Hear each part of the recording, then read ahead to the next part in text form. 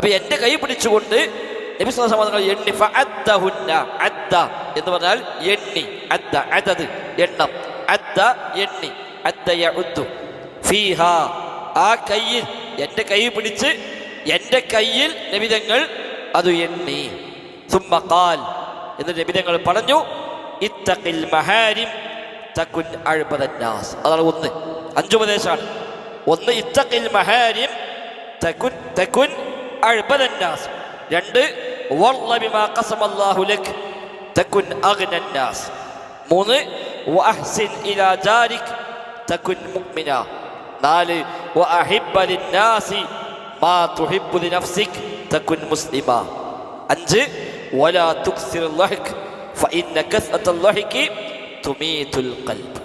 ഇതാണ് 5 ഉപദേശങ്ങൾ. അബൂ ഹുറൈറയുടെ കൈ പിടിച്ച് ആ കയ്യിൽ എണ്ണി പഠിപ്പിച്ചു കൊടുത്ത 5 ഉപദേശങ്ങൾ നബി തങ്ങൾ ആദ്യമേ പറഞ്ഞു, ഇത് സ്വീകരിക്കണം, ഇത് അമൽ ചെയ്യണം, ഇത് അമൽ ചെയ്യുന്നവർക്ക് പഠിപ്പിച്ച് കൊടുക്കുകയും വേണം. അപ്പം നമ്മളും അമൽ ചെയ്യുക, നമ്മൾ മറ്റുള്ളവർക്ക് പകർന്നു കൊടുക്കുക.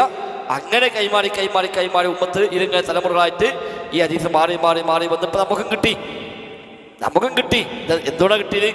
ഈ 1400 കൊല്ലം ഇതിങ്ങനെ പഠിച്ചും പഠിപ്പിച്ചും പോന്നോണ്ടാണ് നമ്മൾക്കും ഇത് ഇപ്പോഴും കിട്ടിയത്. അപ്പം ഇവിടെ നിൽക്കാൻ പാടില്ല.